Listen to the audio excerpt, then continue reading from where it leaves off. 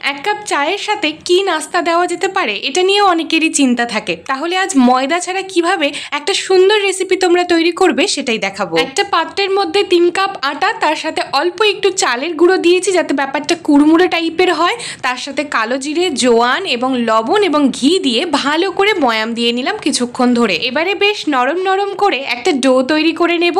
এখান থেকে 4টে লেচি আমি কেটে নিচ্ছি। আজ যেটা বানাচ্ছি তোমরা অনায়াসে 15 থেকে 16 দিন এটাকে স্টোর করে রাখতে পারবে, কিচ্ছু হবে না। এবারে এটাকে গোল গোল করে নিয়েছি এবং এখানে একটু তেল দিয়ে তারপরে এটাকে ভালো করে বেলে নেব। একটু পাতলা করতে হবে, সেদিকে নজর রাখতে হবে। তারপরে একটার পর একটা এর উপরে দিয়ে এইভাবে কেটে নেব। ত্রিকোণ করে কেটে নেওয়ার পর এটাকে কিভাবে শেপ দিচ্ছি সেটা একটু দেখে নেওয়ার বিষয়। সেটাকে ভালো করে দেখে নাও, তাহলেই বুঝবে। তোমরা চাইলে এটাকে পাতলা পাতলা করেও করতে পারো, আমি একটু বড় বড় করেই করেছি। একটু ছোট সাইজের বানালে অল্প তেলেই ভেজে তুলে রাখতে পারবে। এটাকে আমি গোল্ডেন ব্রাউন করে ভেজে নেওয়ার